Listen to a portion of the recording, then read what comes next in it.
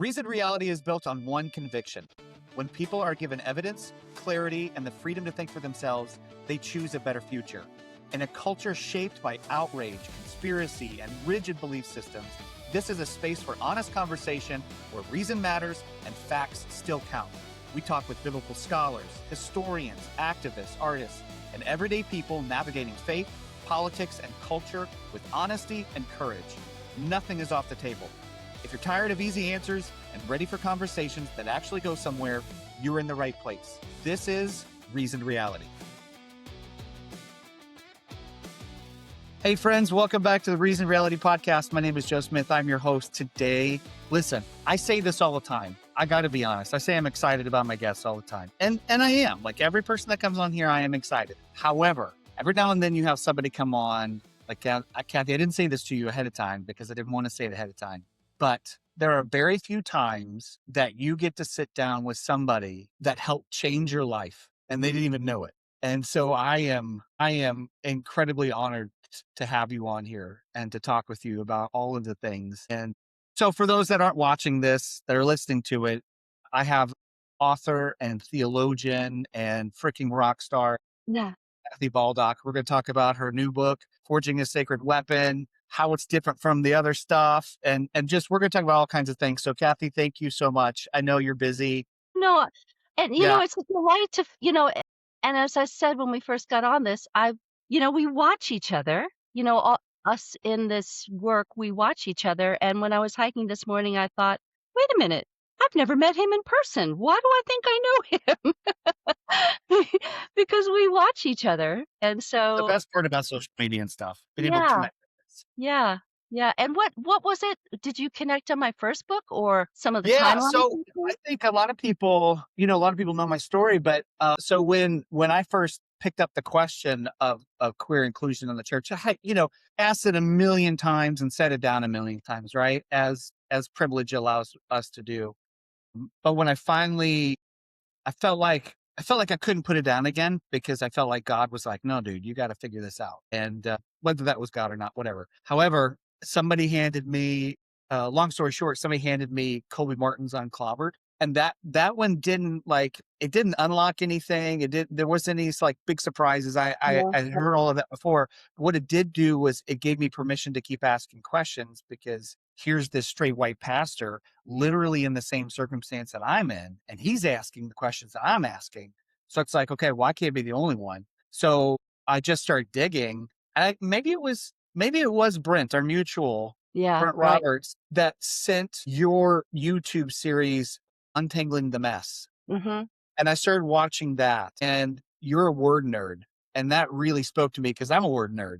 And so I was just like, this woman is speaking my language. So watching those, reading the Bridges Canyon, and then Dr. Gushy's book, Changing Our Minds. Yeah. Those were were the works that really allowed me to let go of anti-LGBTQ theology and start moving toward a healthier version of Christianity. And the fact that you named those, it's really interesting to me because all straight people better start speaking up, because what happens is, I'm very close friends to, I adore Matthew Vines. Matthew and I have been friends for, I think, since 2011, maybe 2012. And then of course, the person I did the research with at Oxford, and Rocky Roggio did the documentary. And then there's other people that have written books. I always suggest Justin Lee's books because it's a good entry-level book just to say, you can be gay and Christian.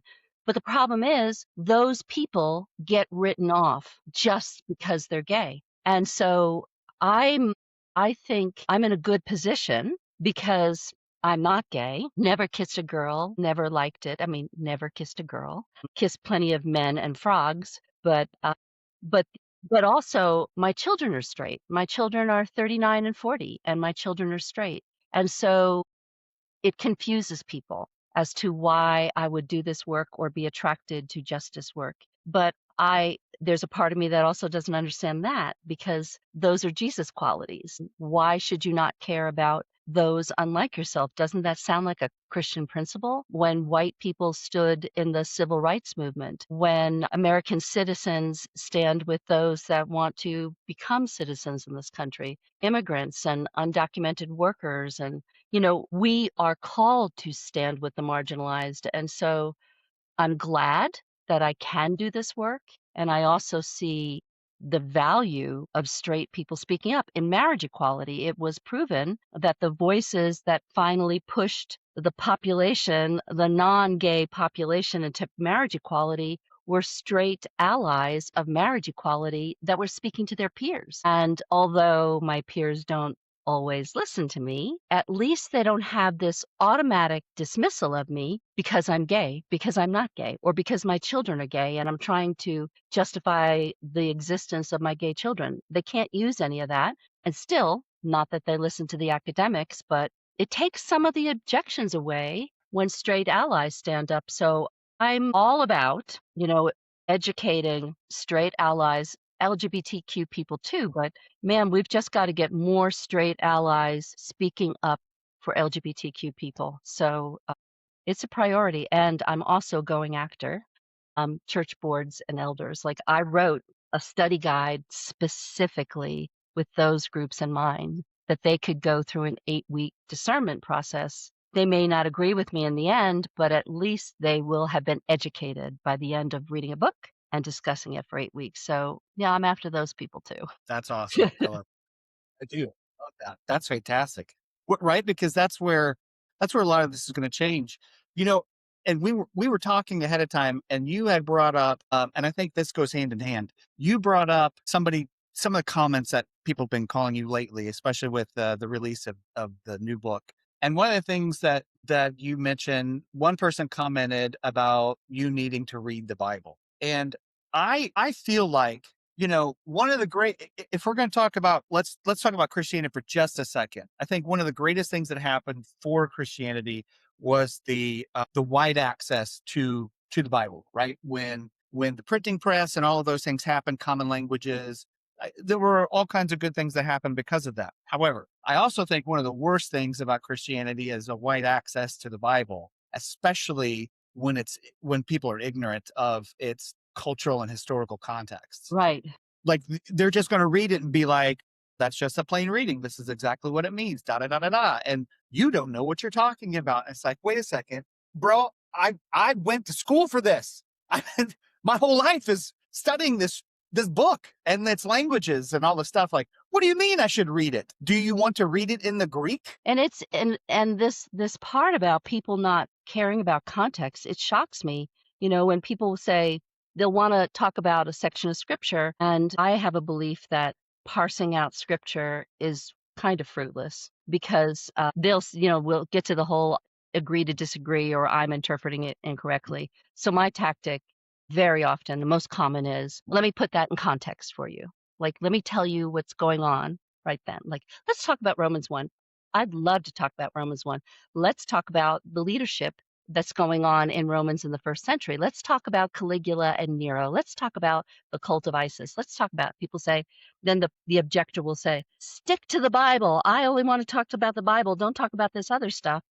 As if those things weren't happening. And you have to know the context to get to any of these verses. And actually, one of my favorite chapters, nobody ever says their favorite verses are Leviticus. Never been said, probably in the history of humankind. But I love my chapter on Leviticus because I look at the context and I do the context in one chapter, and then I do this top 7 best theological academic approaches from modern papers. And it's as if the other side has never read these academic papers. And they all really look at the context of what's happening in Israel in, 500 to 200 BC. And you have to know those things to be able to look at these verses. And it completely opens up assessments, interpretations, understanding of verses when you have context.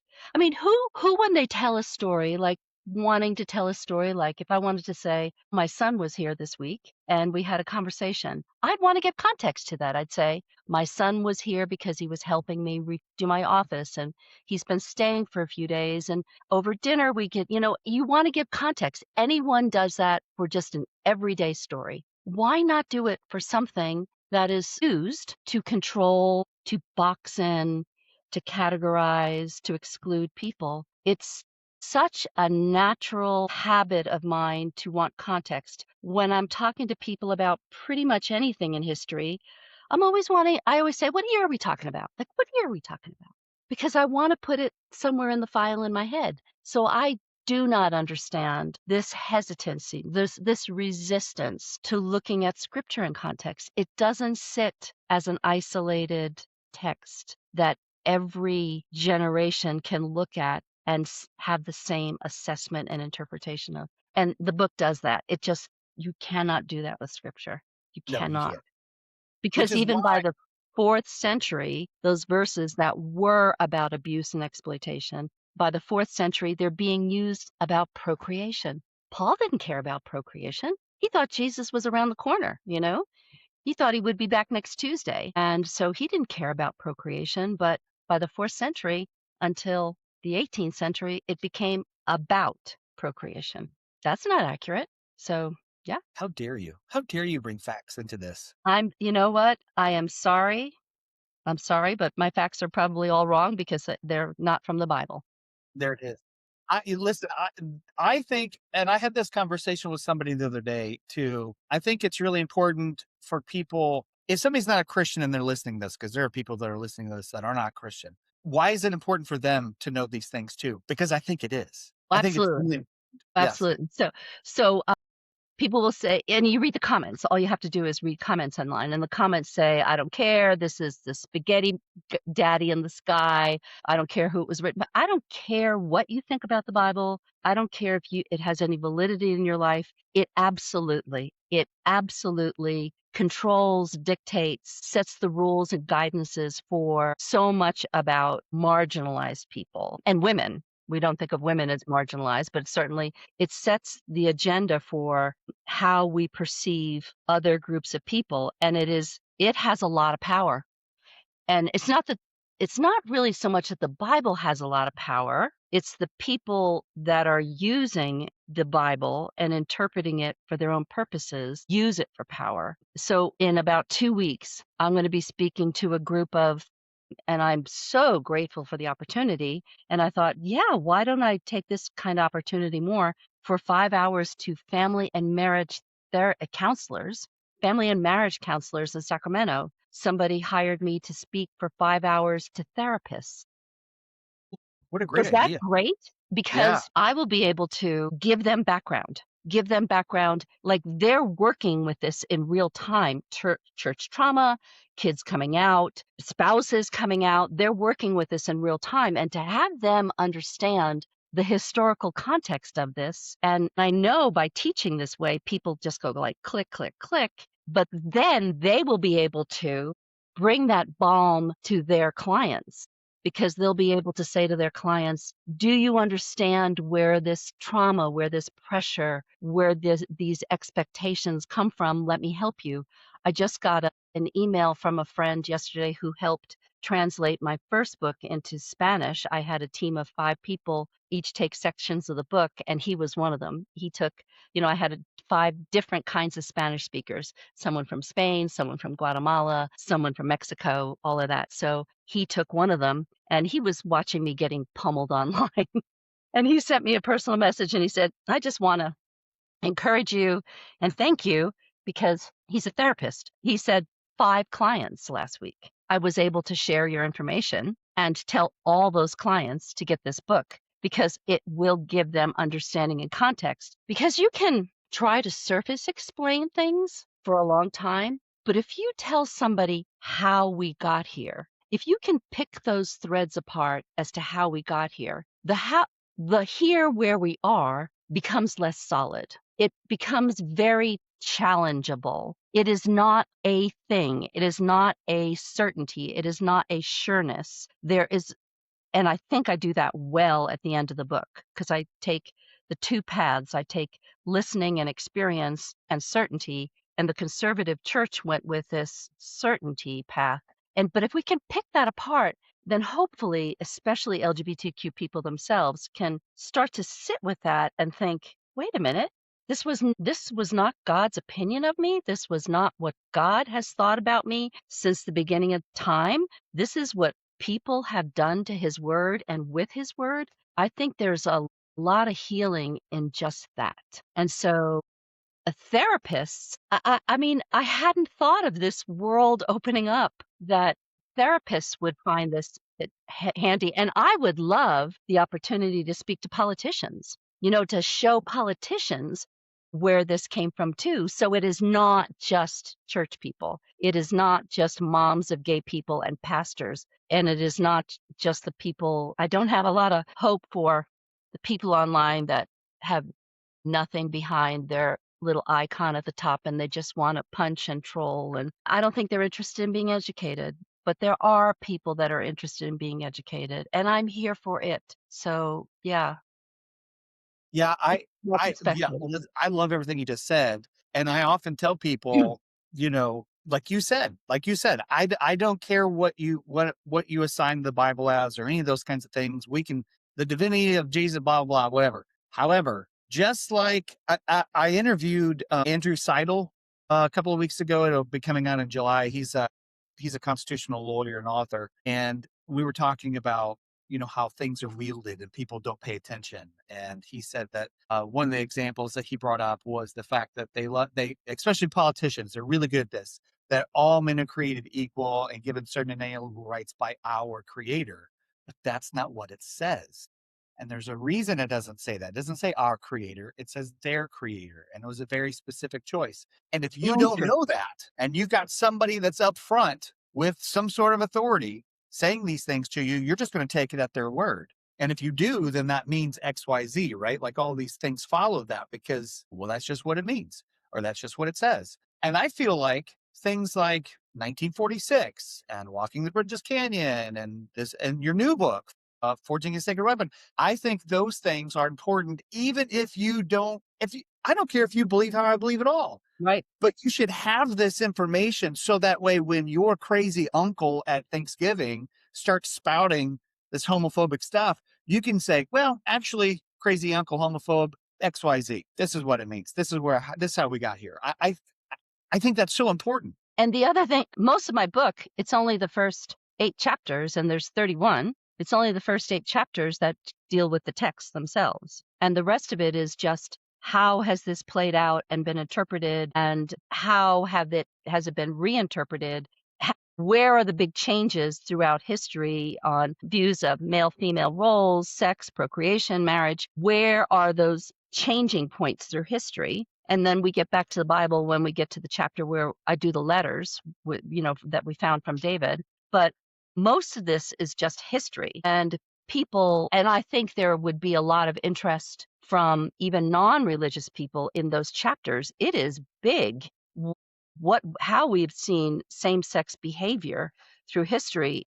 It is big how we've seen, how sodomy, word coined in the 12th century, and how that word has been mostly about non-procreative sex. It started about the sex that clergy were having mostly with younger clergy or those that they had authority over, but the word was not about homosexuals. It was about non-procreative sex. And that's how the word was used, very much so, until the end of the 1800s, when the sodomy laws stopped focusing on anyone doing non-procreative sex and started focusing on male-male sex. Not even female-female, but male-male sex.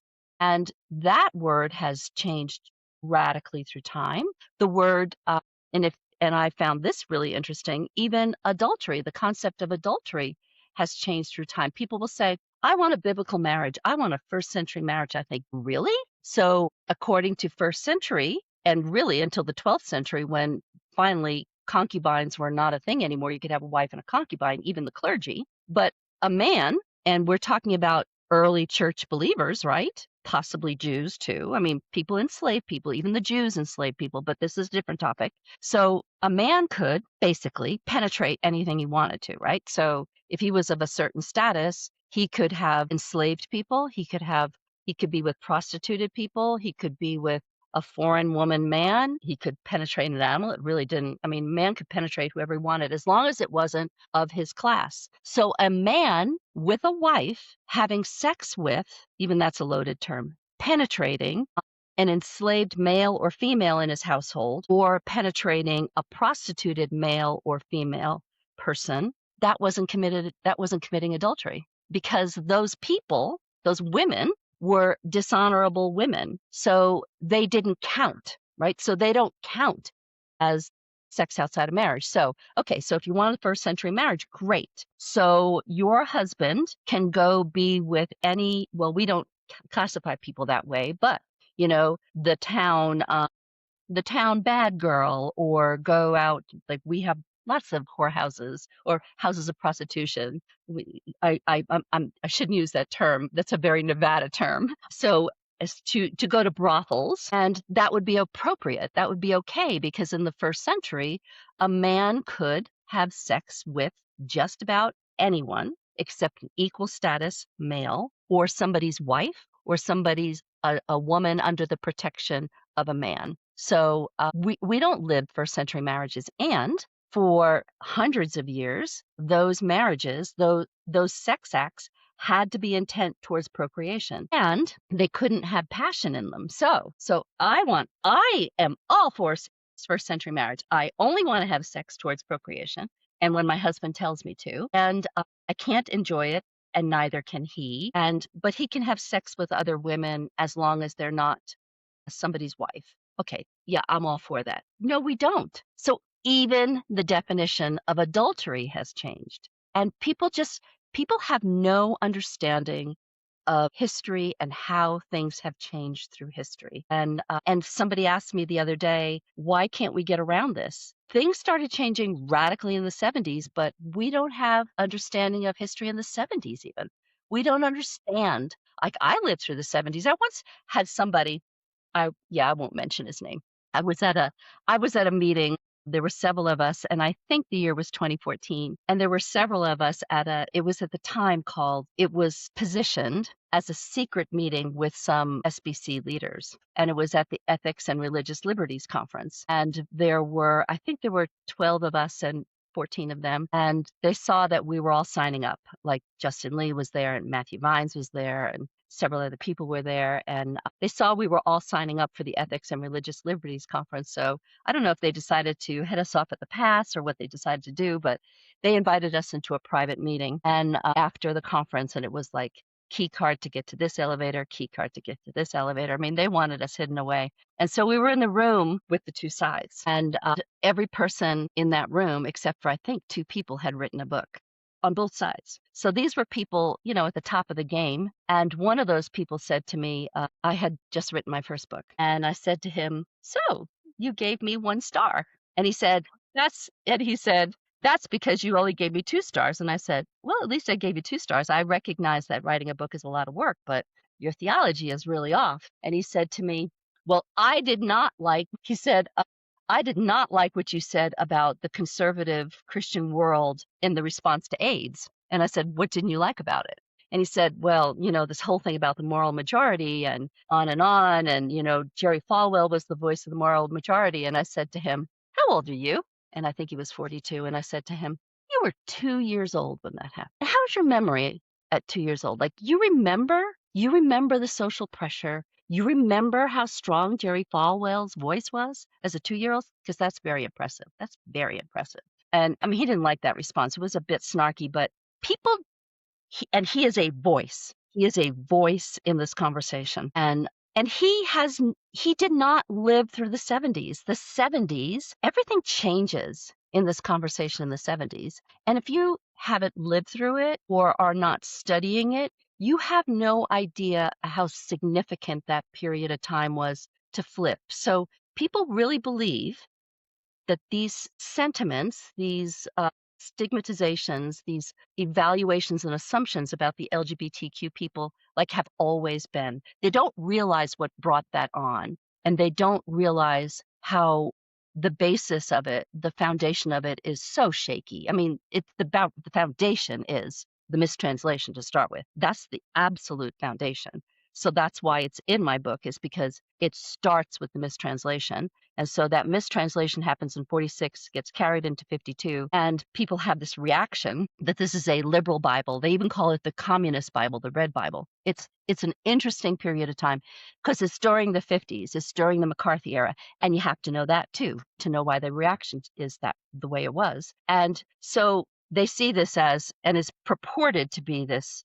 There's great stories in the book that are very funny in that chapter. I mean, they're pathetic, but they're funny, and how people thought and how people behaved. But when the Bible comes out, it's seen as this compromised Bible, and so other groups start reacting. And one of the first to react is the NIV, the team that puts the NIV together. And so they start with the NIV in 1956. And then the NASB. So we have the NIV, the NASB, and the paraphrase, the Living Bible, very destructive. So that comes out of a reaction, sort of, to the RSV. But all of those things, all of those Bibles start and or complete their work based on the RSV translation, mistranslation, multiply the word homosexual, homosexualities, homosexuals in other places in their text before they realize that the RSV has already realized they've made a mistake and they're going to change it. So now we enter into the 70s with 4 Bibles that have it in their text and the Living Bible in 6 places in the text, and politics blows up. Right? So people don't understand that it was put there, that the other Bibles didn't know about the correction, and then it blows up the same time that biblical counseling is coming into its own. And it's just this synergy of bad stuff coming together that is going to absolutely conclude in reparative therapy. And people just, until you see those connections, and wow for the therapists that get to understand this and to, as I said, to be able to pick it apart for their clients, because I can see their clients sitting there and going, wait a minute, I lived through this. I remember this. I remember thinking, where is this coming from? Why is this so strong? And when people get a reality check on the newness of it, like this is newer than the McDonald's Happy Meal, right? The Happy Meal's been around longer than this. People will say, wait, the first thing people should say is, this is not from God. And the second thing they should say is, this hasn't been around that long. This can be undone. And that's what I believe. Yeah, I give long answers, by the way, Joe. No, I'm here for all of it. I'm here for all of it. Well, and you touched on something that I wanted to ask you next based on this, because, that's kind of what your next thing is you're tracing the history. You're showing how the weapon was forged, right? And so here's all of the context, here's all the history. And if somebody's is listening to this, you touch on it for just a second when you're talking about the therapist. But if somebody's listening to this and they didn't have that background, or they didn't grow up in church, or they didn't grow up in a Bible Belty kind of area, I would imagine that there are probably lots of people, like good people, just not understanding and maybe thinking something along the lines of, well, so what if the Bible says that or doesn't say that? Like, who cares? Just don't care about it anymore, right? And I'm curious how do I ask this? Do you know what I'm saying? Like, why it's important that things like this are coming out, why it's important that this book is there and that you're getting to talk to therapists about this. I don't know that people who didn't grow up in those systems, I'm not gay, but I remember the 80s. Mm-hmm. I remember the sermons. I Right, remember it well, right. and I was a kid, so I didn't have that pressure. I just remember that stuff being like burrowed down deep in me, like, yeah, Horrible decade. yeah, Horrible. yes. 80s and 90s, horrible for gay people. So Yeah. I, jump into that. Like, why is it important that these things are brought forward for these people? I don't think a lot of people understand. It's not just easy to let a lot of this stuff go, even if you don't agree with it anymore or So if believe it. the so if the biggest objection, and it is coming from religious people, people need to have a way to communicate, to have conversations with these people. So our team, we went in April and May. We spent 15 or 16 days in Taiwan and South Korea. And great trip, got lots of great opportunities to talk to people, really opened my eyes on several issues. One, mostly so Rocky was essential, and that Rocky Roggio from the documentary 1946. And I know you just interviewed her, so go back to that interview. But Rocky was essential in that context because Asian cultures are, and I am going to the next piece, but Asian cultures are very big on fealty and family loyalty, honor shame cultures. And we have honor shame cultures in this country too, but Asia is filled with them. And so people can't come out because of shaming the family. And the biggest message for a lot of people in Rocky's documentary was not the academics, but her standing up to her pastor father because and I thought, this is what's important. I'm like, they want to talk about her dad. Hey, talk to me. Like, I've got all the academic facts. But no, it was important that they saw an example of someone pushing back on a parent. So that was very important to them. And then what some of the leaders concluded after that was it's a Sisyphus push up a hill. It is such a hard thing to overcome.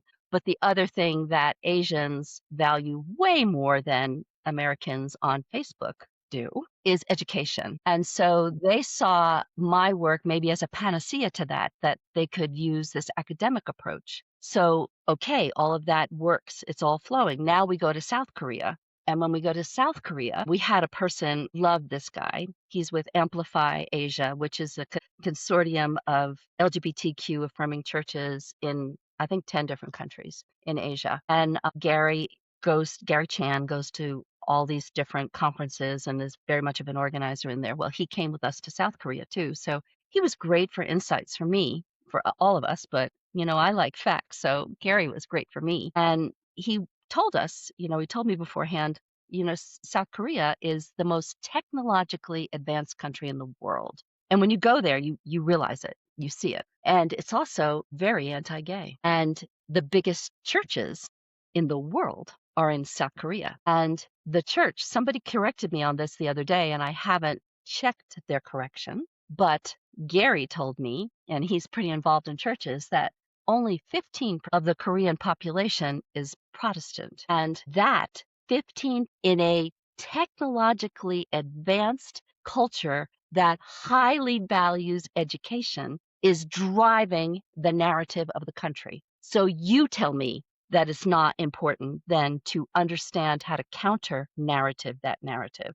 Because when they even floated the idea of marriage equality in South Korea, 2 million people showed up and marched against it. When we were there, a news station, News and Joy, which is a progressive Christian station, so they're not just their digital journalism, their video journalism, they're different kinds of journalism. They invited us in to do an interview, a 2-hour interview, and it was the first foreign interview they had ever done. And they get in tons of trouble just because they present this issue with positive spins. There's a pastor there, Pastor Lee, that we got to be with several times when we were there, who is going through the equivalent of the South Korean Supreme Court because at one of these events, it was just a diversity event. It wasn't a pride event. He called couples forward to bless their marriages. And when gay people came forward and he blessed their marriages, he was defrocked. Now, remember, this is a technologically advanced nation that values education, and they're being driven, they're being controlled. Their narrative about LGBTQ people is being shaped by the Protestant Christian community. It is essential that every person know how to have a conversation with people that are willing to have conversations. These people that attack and come after me online, they don't want to know. That's not where I'm investing my time. But if somebody seriously comes to me and says, like a pastor, pastors are going to have a hard time with my book, I know really some hard. pastors. I may be sending that too. Yeah, they're going to have a challenging time if they read the book because I think people are called to the pastorate because they have a heart of compassion to serve others. And I don't know how somebody could get through this book and then realize, wait a minute, I got this wrong. Those people, I want to have thoughtful, educated, informed conversations with them. I do believe that they can change depending on their church size, unfortunately. Man, you hit it on the head, didn't you? because if they're a big church, it's going to be a challenge to change because those pastors, are responsible for 100 families' incomes, right? I mean, in terms of their staff. As soon as you come out as affirming, I mean, you talk to pastors, you're going to lose 40% of your people are going to leave within 2 to 3 months. 50 to 60% of your money is going to get washed up. These are big decisions. So it takes a lot of conviction, pastoral care, and courage, I think, for a pastor to change his mind or her mind and come out as affirming. They're going to lose everything.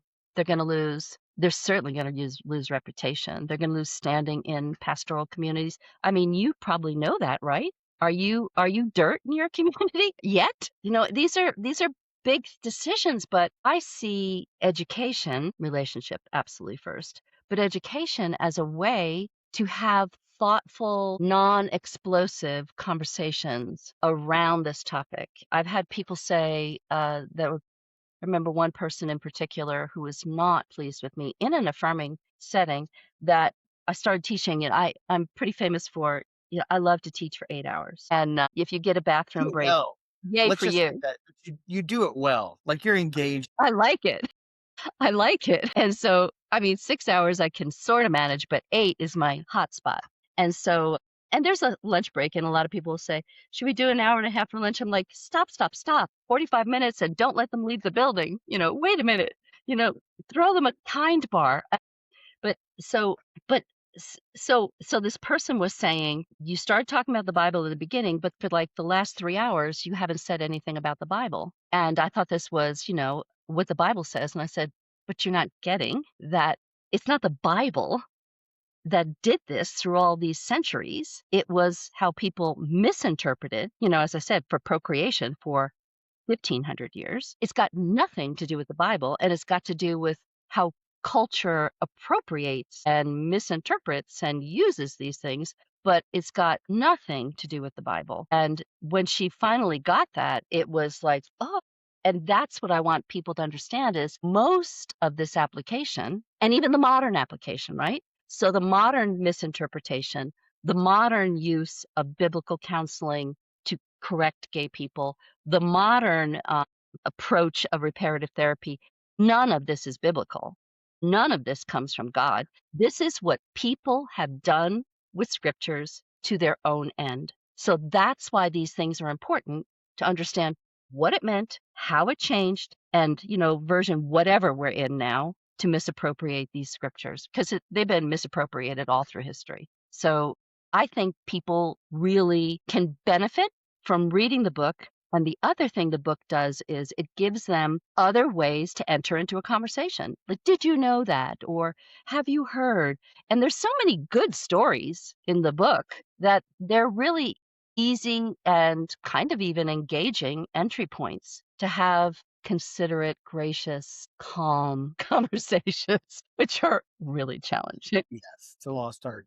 It's funny you say that because I just finished up my I've gone back to school for a master's program, and the class we just finished up was on contextual leadership. And a professor who was fantastic, Dr. Amy Cedrone at Pillar Seminary. Anyway, she had us identify a problem like at a local level, not huge, but like local. And while I was sitting and talking with her about it, like she gave some examples, and I said, well, I said the church that I'm at is, like every church has issues because just people, but we're egalitarian and open and affirming, and we're not as multicultural as we'd like to be, but some of that has to do with just location rather than intention or in those kinds of things. So I was really struggling with was what to talk about. And she brought up like, well, you have a large digital platform. So how about you address it there? And so one of the things that, during the reading for the whole semester was coming to, and I think it's something that we all understand, but like really seeing the data for it was that how the algorithms reward certainty and Yes. harsh, brash, and instant, right? There's, it doesn't reward nuance. It doesn't give space for a lot of that. So one of the solutions, because then we had to present a solution to that, was understanding that there are negatives to social media, and we're all navigating those things, and also that there are benefits that to social media as well if we know how to navigate those things. And so one of them was recognizing that if that if you're talking about things, something like this, like queer inclusion within the church, more information is not hitting people online.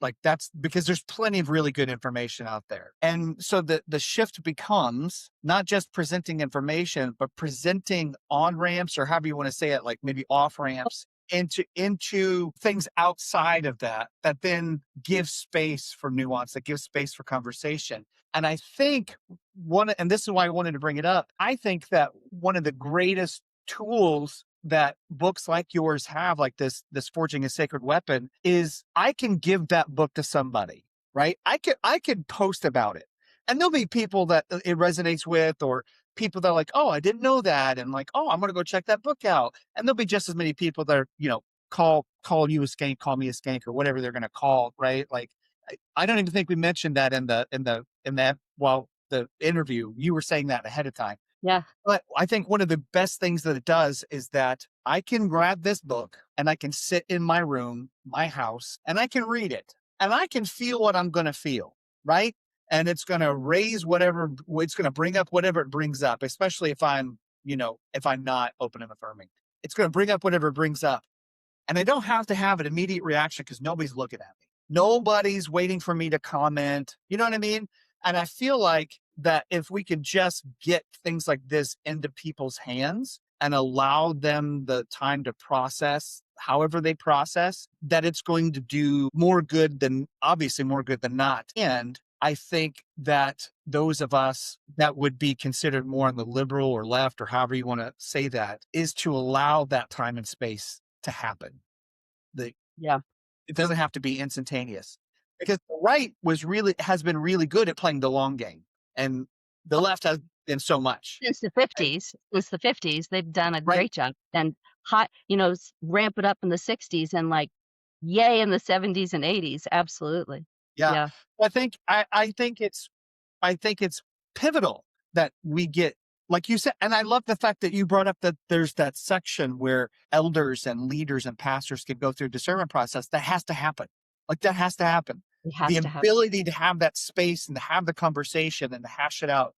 It's vital. So I anticipate, and if pastors are listening to this and you're thinking about this, because I've already got one on the hook. It's even gonna be dangerous for pastors to even go through this discernment process with even their board, because someone on the board is gonna present it badly. I mean, I know this has happened to other pastors in other churches that eventually became affirming, where they took their church through a 6-month discernment process, and then, one of the elders went home and started talking to his wife about the discernment process, and the wife was just incensed about it, and, all hell broke loose before they could get to the end of this discernment process. And so much so that I know that, when I taught in my own church years ago, our church was going through the discernment process. I actually insisted, as much as I could, is that the staff members came to this teaching, but they brought their spouses, because I didn't want them going home and discussing with their spouse who has been in this old way of thinking, that has never heard this new information. And going back to, like, this on ramp, which I think is a great way to see it, but it's just a sales technique. I mean, I was a salesperson before this. I was an engineer, but when I married my husband, he's my husband now, but when I married him, he wanted to start a small business, and so I left engineering to go into the small business with him. Was very, very successful. I was very good at sales, and then I went into technology sales, and I mean, you can only imagine my personality, right? My personality, like, I can make you buy this used Yes. espresso cup. You will want it, and you will pay a lot for it.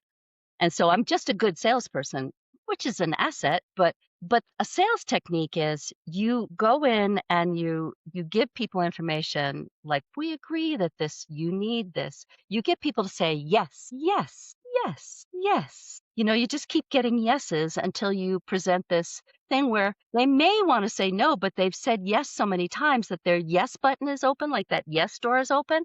And so I see this as sort of the same thing. And I wanted to structure the book differently than I did. And I'm glad I structured it the way I did. But I see there's a danger in some of the way that I structured the book, because I had to start in ancient history and context, which is very dangerous to some really conservative people because they want to believe that Moses wrote, the Torah, which is not even possible, right? So if Moses is a figure from 24th century BC and writing Hebrew, like speaking Hebrew a little bit, but writing Hebrew in terms of more narrative written Hebrew doesn't start until the 9th century BC. It's really difficult to have Moses be writing when really only cuneiform and hieroglyphics are around. So it was hard. It was hard for me to start the book that way, but I had to do it because I had to get things in context. My original way of doing the book, my original thought on,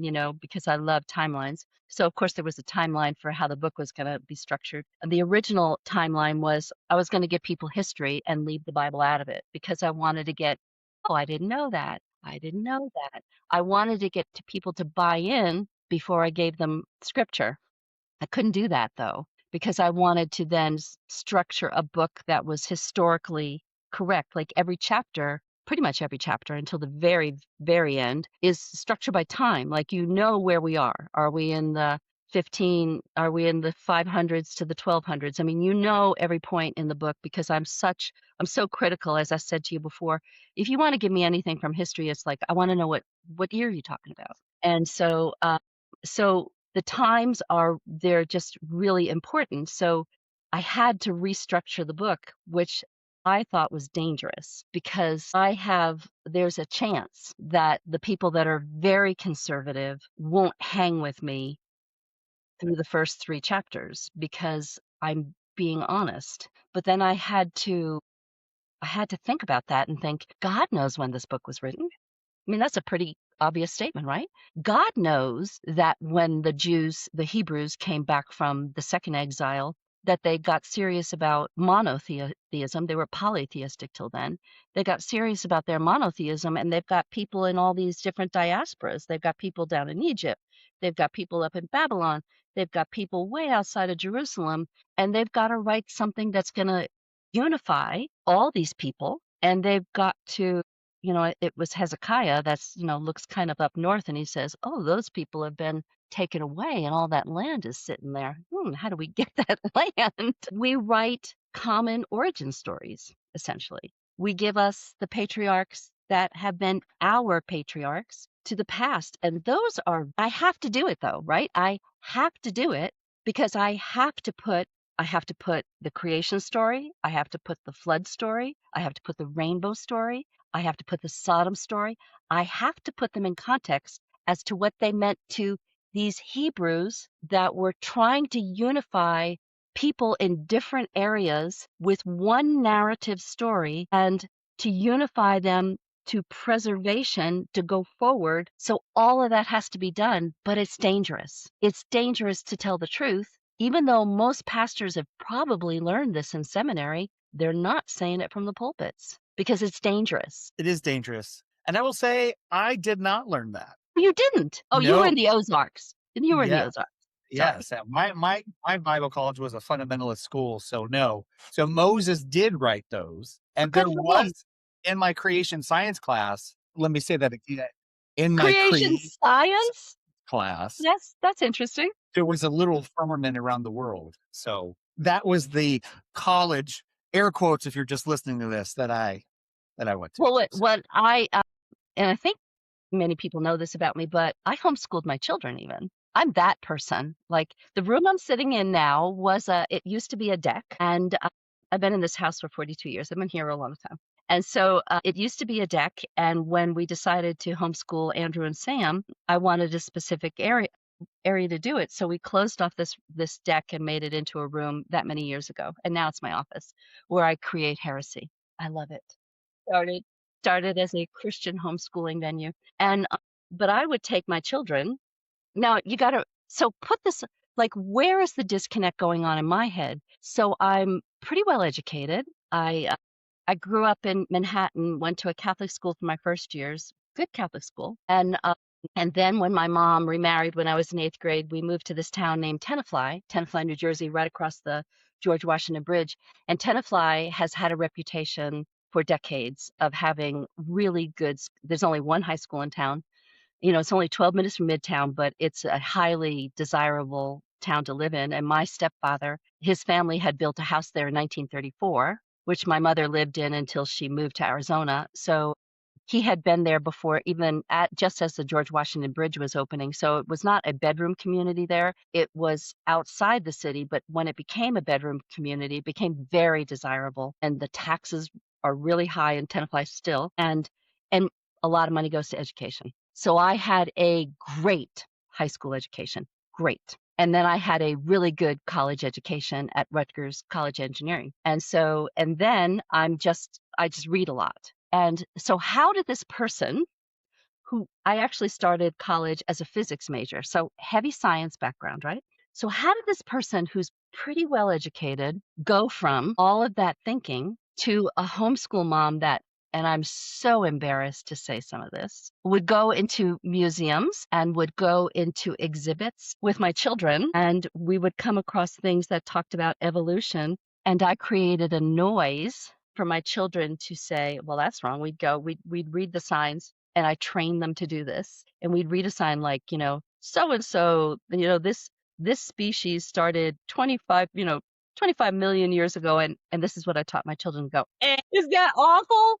That is how did I go from this great education and a pretty good mind to think and critically think to a box? Because Indoctrination. my tribe told me this was the box I needed to exist in. This is the box. And even as a wife, this is the box I needed to exist in. And I bought into all of it, all of it. Like I put all of that, all of those parts of me that God put in me, like all of those, that curiosity and that ability to think and that ability to like take different disparate pieces and put them together. I think that's the thing I bring to the table is I take information and I can weave it and I can see how it works. Like I see it in my own son. I saw it in my son when he was 5, and I used to look at him and think, how does he do that? And then I realized, oh, wait a minute, I do that. And so I had these gifts, these natural gifts, and I put them all aside to live within the tribe. And when you question things and when you counter what the tribe tells you, and you've got to know this, it is, even for just us ordinary Joes and Kathys in the pews, it's dangerous. You lose friends. My entire friend group was all evangelical girlfriends and couples, all. And I actually think that my friend group is better now, traded one for another, because having been entrenched in both, the LGBTQ community and those that love them are gracious and merciful and off the hook creative. And the thinking going on, because their minds aren't like, you can't, like, here's the fence and you can't go beyond it. The most creative people, I love, I love having been welcomed into the LGBTQ community. I think it is done marvelous things for my thinking and my brain and my attitudes, and my ability to be merciful and gracious comes from being near people that are creative, gracious, merciful, big thinkers. And so I'm just really grateful that they let me in. I mean, you must Feel know that too, right? Yeah, I know. I listen. I feel that. I don't think I would have never been able to understand what you just said, before. But having gone through that, we did. We lost, all of our friends from before, our church associations that cut us off. All of the things that happened. And I said this before. As a matter of fact, I just wrote a Substack for the New Evangelicals talking about coming from the conservative, and then like what was our story, going through that, and then give me the opportunity to think through that again. And on a day that we had lunch with two of our favorite friends, and I won't mention their names here, but they're an older lesbian couple that we just love. Ugh, I just love them so much, and they love us so much. I mean, they're family. And on my way home, I was thinking that lunch would have never happened had we not, right? And how just I feel like how lucky we are Hmm. to have been able to leave that and now to have these relationships that we have.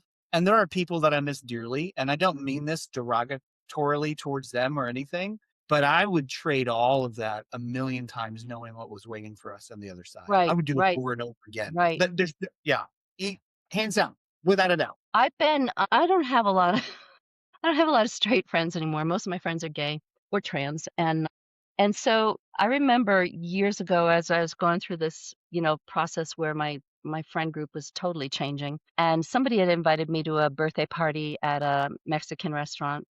I'm trying to even remember who it was, but it was somebody that was, as I'm recalling, it was kind of a person that had been in church and was kind of progressing out of a more progressive group of Christians, but certainly not LGBTQ affirming. I was already there. And it was mostly couples. And I think, as I recall, I was the only single person there. And I was sitting and I was so used to being with my gay friends. And then I was sitting at this table with these married Christian couples and thinking, my God, my brain is atrophying. Is that terrible? It's just that's terrible, that's terrible. But I was just thinking, like, why is this conversation so predictable and so managed and so dull? And I'm saying they were not like the most conservative, right? They were more progressive. And I just thought, I can't like, this is not what I'm used to, and if I try to, like, ramp it up a little bit, it's gonna feel unnatural because that is not the way this is flowing. And then there's a difference, like, every year now I go my 2 closest male friends are Richard and Dean. Dean Johnson, Richard Archambault. They're also on my board. They live in Virginia, and they've been essential in my life. But Dean, I call him my house husband because what snow tires should I buy? What should I do? Everything. Dean just figured it out for me.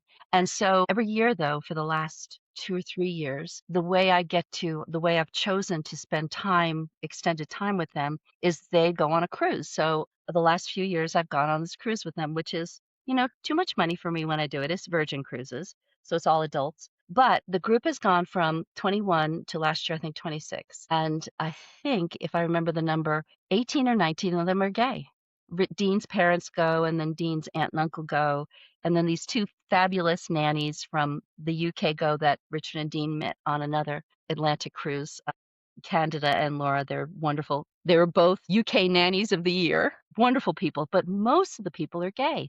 And I just think, how lucky am I to be 8 days, 8 straight days, every meal, every tour, every little hike around town with my gay friends that have big perspectives or people that love them, these people that all love them.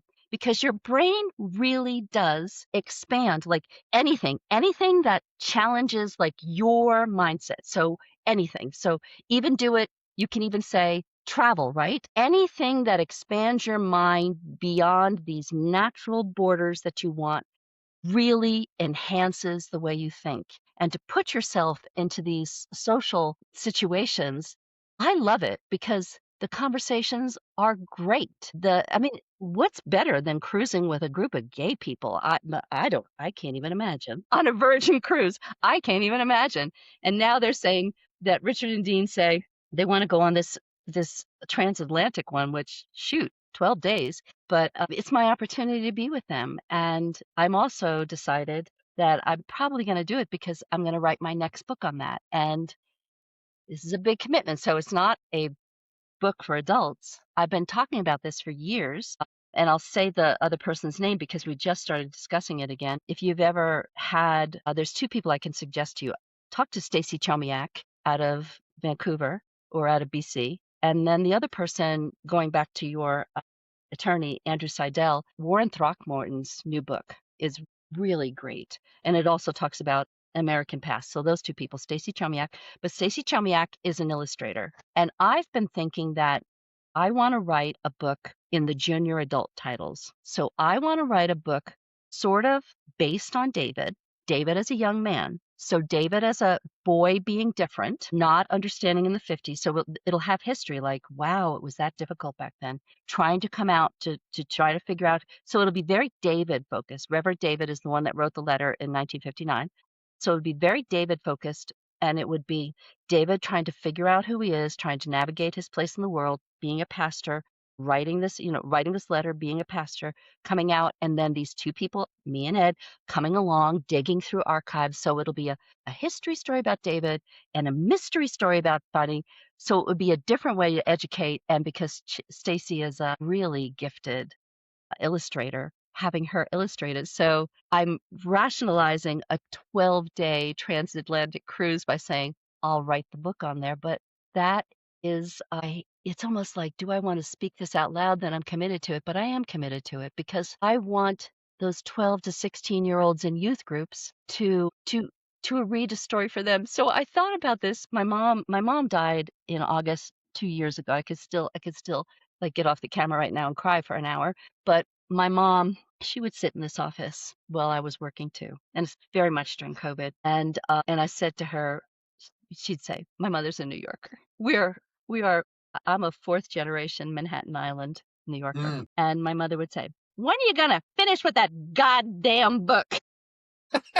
And I'd say, "Mom, it takes please just play your games, play mahjong on your pad and leave me alone." And I'd say, "I'm gonna finish it, but I'm already thinking about the next book." And she said, "Oh, God, help me." So I said, "Mom," because that's when the Liberty moms, I can't remember Hmm. their name, those Liberty moms, Moms for Liberty. very Moms for Liberty in your state, like you've got the My worst. gosh. And they would, so they were, going library to library, and that's what was happening then. And I said to my mother, "Yeah, Mom, my goal is to write a banned book, like not like a band, like a BANNED." And she said, "What?" And I said, "I want to write a book that the Moms for Liberty will ban and pull out of the library." And my mother said, "That's a goal." And I said, "Absolutely is a goal." And she says, "Please, Lord, take me before she does this." You know what? I guess God heard her, which is, she just shouldn't have said that. But I think my mom was really proud of the work I did. But and I'd say to her, "But your name is McCormick and my name is Baldock. No one's gonna ever know you're my you're my mother." She'd like, "Why are you always starting trouble?" But that's kind of a goal is, yeah, it probably would get banned in some libraries, but how wonderful to be able to talk to that 12 to 16-year-old. And Stacy does it marvelously in her Still Stace book. Marvelously. That combination of the story that I've got and her graphic arts, that's my next goal. Isn't that amazing? Well, I mean, but I'm gonna write I'm gonna rationalize. This is how third world people rationalize Virgin Cruises. Yeah. Listen, I love that idea. I work with there's a group of students here. We do Pride student meetups through our local Pride Center. And I mean that's the age, right? It's like 12 to 16. Huh? Once they get their car and all the stuff, they're just teenagers. They're not gonna come as much as they did before. But yeah, and we've got a huge library, so that would be perfect. Yeah, so and I haven't said that out publicly that that's my goal, but you got the scoop. Me and Stacy Chomiak, we're gonna write a It's gotten banned book. it's gotta happen now. Yeah. Kathy, I feel like I could talk to you for another few hours, but you We have could given us so much I've time. 8 hours. Come to a seminar, 8 hours. Yes, you could do it. And that's why and this right here shows how you could do it, because I don't think there was ever a pause in the conversation. I No, don't there wouldn't be. I say to people, "I've got an on button and you cannot find the off button." Because I'm very but you are too, Joe. You do videos all the time. Yeah. When you're passionate about something, Yes. and then people will say, God's not in it. But you know what? When God is in it, and we say for other people, if God's in it, He'll gift you to do the work and He'll give you the joy. I mean, clearly we're gifted to do the work and we have joy and the fruit is there. So God is in this. And if God is the passion and the joy behind it, there's not too many off buttons. Not I'm too not many going hours. anywhere. You're not going anywhere. Yeah. Nope. Nope. No. Nope. Kathy, thank you so much. This was such a delight for me personally, to actually finally get down and sit down and get to talk with you and stuff. And I hope And I we hope have to mention our friend in common, Brent. We have to mention that. yes, My yes, my he is. friend Brent, who's been a friend for a long time, dated your wife in college, and your wife made my friend Brent gay. She's gonna love that you just said that on the episode. Yeah, and that's how we originally connected because, It he is. told me Yeah, about yeah, yeah. his friends down in Florida. Yeah. Brent Roberts. Love him. Love Yes, him. he was actually when we did the Shift Happens podcast, he was the very first story that we did. And then he was also, was he the 100th episode? I can't remember. He was like, Wow. yeah, we bookended him too, but we wanted to like start off with like his story because our stories are so intertwined. And then the way that they kind of separated and then kind of came back together was such a crazy set of circumstances. And so we wanted that to be the very first story. And he was actually the first board member when we relaunched our church. It was, long story short, when we took over and led it the direction we did, we had to relaunch it. And he was actually the first board member, because that was important to us. Like from the very top, there needs to be queer representation. And like, who better for us than our good friend, the lovely human being, Brett Roberts, the man in the He's middle a with. wonderful person. He's a Yes, talented, another one, incredibly yes, talented, he is. very thoughtful, great conversationalist, Huge energy, huge yeah, energy. could spend hours with Brent in a snap. Yeah. He was down here like 30 minutes away from us, and I was in a conference that same day. And he hollered like the night before, and I was just like, Brett, dude, I'm gone. Like, you were 30 minutes from my house. Anyway. Silly Yes, I boy. didn't see them. I didn't see it. But And it's Catherine, it's thank you been a so much. delight. Thank you so much. Thank Yes. you for getting the word out about this book. I Yeah. think the book has the potential to shift the conversation and I even to think it more does too. gracious conversation. So Yeah, I that's think it really does too. And so all of the information is going to be in the show notes for people to order the book, all of the things. And if you're not following along with Kathy and her work, her links will be in there. So that way that you can go ahead and do that as well. Kathy, again, thank you for all of it. Thank you. And I finally got to Yeah. meet you, and now I don't have to Yeah. question, do you know Joe? Yes, I know Joe. There you go. All right. All right, friends. Thanks for following along. I hope that wherever you find yourself today, that you're having the exact day that you need. And don't forget, you might be the only voice of reason that somebody hears today. So don't be afraid to use it. All right, everybody. Till next time.